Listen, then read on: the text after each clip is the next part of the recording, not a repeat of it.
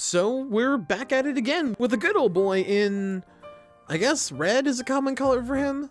Sora, a precious, optimistic lover boy who needs to be protected at all costs. If you're new here, I've done a video on him from way back when, and while I agree with everything that I said in it, my god is it bad. Like, it sounds terrible and is just not as well voiced as it could have been. The benefit of practice, ladies and gents. But in any case, I want to revisit this perfect ball of energy because there's this weird thing I've seen from bad critics who don't know what a good or bad character would be if it bit them in the face. You see, I was watching a bunch of those disappointed reviews of Kingdom Hearts 3 when it first came out, and I still don't get those. How I made a 45-minute incoherent ramble that was mostly just positive about the game because I know what fun means. And the big thing people kept saying for newcomers who clicked on the video because of clickbaiting titles was that Sora was just a walking trope or a self-insert character because he is, in general, a simple, happy kid that has a very limited education. What kills me about this whole process is that these people aren't sent to the pits of the underworld because they need to go to hell for lying. Let's explain why. So, for some odd reason, these unhappy fucks think that Sora is a pretty boring character since he doesn't change at all, or that he doesn't need an arc to be a complete character. Which is funny seeing how many of these same twats gush whenever a Batman film is released and he learns nothing. Hell, even another Marvel mashup movie where no one changes because it's an ensemble piece. Why are these characters given a pass, and yet this ball of joy is bashed for being simple? I'm not saying that Sora is a complex character. In fact, I would argue out of the original main cast of Sora, Riku, Aqua, Ven, Terra, and Xehanort, fuck you Kyrie, Sora changes the least over the course of the games, and that's kind of the point. Sora is the main character, yes, but he's already suited for the series he's in. He's happy, charming, goofy, and all around helpful. And while he does learn small lessons from the Disney worlds he visits, he's more interested in finding his friends or making new ones and helping them. This is best illustrated in Corona, wherein he just up and helps Flynn and Rapunzel because they need it. Hell, Flynn up and left him and the boys to take care of the monsters, and they literally just met Punzel, so he has no reason to care about them other than he's a good person. He never learns anything from this world. He just helps out the best romance ever put to film and goes on his merry way. Now, I have no idea what you'd call that, but I'd call that a great use of a character in a scenario where the player wants to see these characters interact. Kingdom Hearts 3 was the 10th game in the series, guys. If you're still thinking Sora is a bad or self-insert character at this point, I'd like you to remember moments like Vexen getting killed, or the fight with Riku, or with Roxas, or the moment he finds Riku, or when he learns how to fly and wants to tell Kyrie, or meeting Neku and his only response is that he wants to help and that Neku's name is a bit of a mouthful, or the funny face special, or need I bring up the fact that Sora can't count or work a cell phone at 16? Can any of you sympathize with that? Can any of you begin to understand what Sora is going through? Chances are probably not, unless you're 5 or 75. The reason most people care about Sora's story is due to his overwhelming charm and willingness to help people, even the ones who have wronged him. Shout out to Neku and Riku. The reason we care about what Sora is doing is due to his cheery attitude and his passion for his friends. Need we all forget that all of this started because his boyfriend and girl person he knows get kidnapped and he wants them back. For both Sora and Riku, 3 of the games they're in revolve around them rescuing or finding the other. It's a simple story about characters. It's Avatar, but with a magic duck, a tough dog, and a walking marketing symbol. Actually, fun story. Did you guys know that Mickey was going to be the original main character, but Disney said no, so Nomura came up with our walking diabetes shot? True story. Anyway, Sora is a compelling main character that is at least worth watching for one reason, and the reason is he smiles. No, I'm serious. Sora is still able to smile through all the shit he's gone through, and damn it, if that doesn't make you care about him, then I don't want to know you. Let's go through a brief summary of what Sora's had to go through in the last year and a half of his life.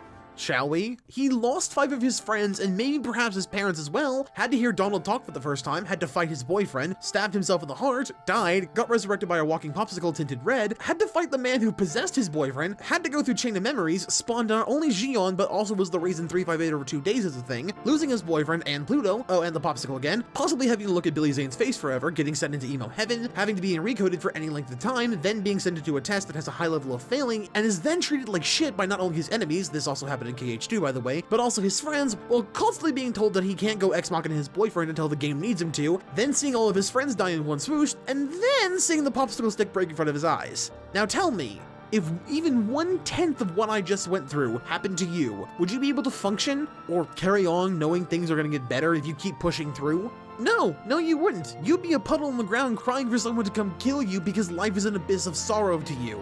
But not Sora. No, Sora keeps getting up and pushing on and on and on to have more laughs and smiles and hugs and adventures with his friends to save the worlds, and whatever evil forces get in his way be damned. Something that has always bothered me was that people like to say that because of this lack of an arc, Sora is less of a character, which is really fucking dumb. And it's dumb because, well, how often do you learn a lesson in your everyday life? I think that a lot of people want Riku to be the main character because he actually has an arc that really just amounts to, feel bad for me, I did a bad thing. This points to why Terra is a more compelling character. He had an affinity for darkness and was led down the same path as Riku, but where Riku kept being sad about it and it punishes him to consistently fight his darkness, Terra took that shit and ran with it. It took Terra one game to learn the same lesson Riku learned over the course of 4 games. Most people like Roxas or Ven because they're on the same level of cheery as Sora, but they get mad a lot easier and has some sort of conflict that makes their life sad. With Roxas, they like him because he is defined by being a special nobody that no one cares about because he's just a tool for everyone else's amusement. People like how sad his story is, and that's all that matters. Xion is also a part of this. Her story is just about how she's a puppet with no heart and how she got forgotten by even her best friends, and god damn it, I don't care. What I don't get about people is that they like sad characters that are only sad for the sake of drama. Hell, Birth by Sleep has a better story that is still more impactful than 358 Days because the 3 characters are set up to go on a journey and have a good time before getting wrecked. Days has 3 characters sitting on a clock tower doing nothing for a year.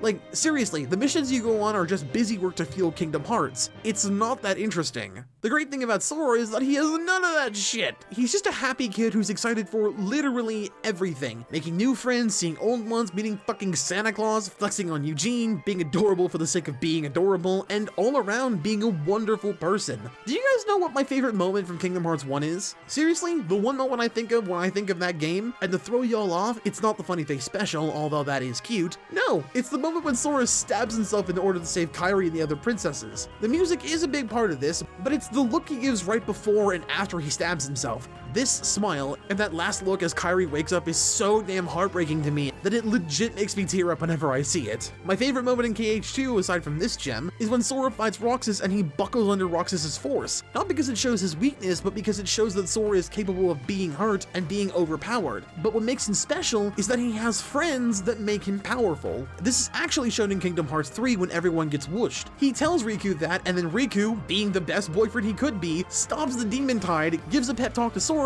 and dies, and damn it, why aren't these two a thing yet? I've said this before, but I fell hard into the Siku shit, and I really wanted the DSS, which sounds like a weird Nintendo successor to the DS, to end with them being a thing, and the simple fact as to why is because, well, there's more to the relationship than the game wants to show us. Hell, Sora and Riku have been looking or helping one another for the past year of their lives. If you think that's just friendship, you're in denial. They fight like a married couple in the first game, the lengths they go to see one another is just wholly amazing, and in KH3, this conversation about Sora between Mickey and Riku is so gay, I can't even begin to deal. But Aqua, she's like Sora. What? No. Strong like Sora. Oh. Okay. Good. Then I guess she's gonna be all right. Just, stop the ship teasing, Nomura. Either pull the gay gun or be boring and do the hetero pairing. Is it clear I don't like Kairi? Because I really don't like Kairi. I have a video on that coming out soonish, so bear in mind for that one. But suffice to say, I am not a fan of the damsel in distress trope, and she's that to a T. Oh, also, I'm just more a fan of Riku now. I know when I first talked about the series, I wasn't too happy about him, but now I kinda get it. He's the more solid one in the relationship, and Sora is the more carefree one who just happens to be the most powerful being in the known universe. The power of boners, I guess. Side topic really quick, but I am sick and fucking tired of people looking at perfectly fine, happy characters and saying that either the character is somehow lesser than, say, Miguel from Coco, because while he's happy, he at least has a conflict. And to that I say, that's fucking bullshit. because I would rather have a fun character that doesn't learn or change, but overall has a fun adventure I can enjoy with them. I mean, look at every horror film that isn't Saw. The whole point of those is to survive, and a lot of people enjoy those films more so than any other genre of film. Look at early action films like Die Hard or The Fifth Element or Terminator or even the Transformers movies. All of these movies are worldwide phenomenons, and the main character doesn't change at all, or if they do, it's just banal changes that don't affect their character at all for the inevitable sequel that will come out like 4 years later. Everyone loves John Wick, and he is the exact same person at the start of the first film that he is at the end of the third film, and people still love him for being the badass that he is. Why is Cinnamon Buns here, left in the lurch? If you think Riku is a more compelling character to follow, or think that Sora is a walking trope that you can insert yourself into, you're wrong because Riku isn't that kind of character. I mean, go on with your bad self, but you're wrong because I can't think of any reason why Riku is a more compelling character to follow. His arc is finished, but meeting new people you want to help, joking with friends, grappling with the death of friends, and overall just having to be the one person everyone in your life depends on to be that pillar, I can understand that way more than anything Riku has gone through. Well, except coming to terms with the fact that you're in love with your best friend and trying to find out whether or not they like you back. That's all too familiar. My name is Chris, and if that smile doesn't give you life, or that pure boy doesn't give you the feels, then just why?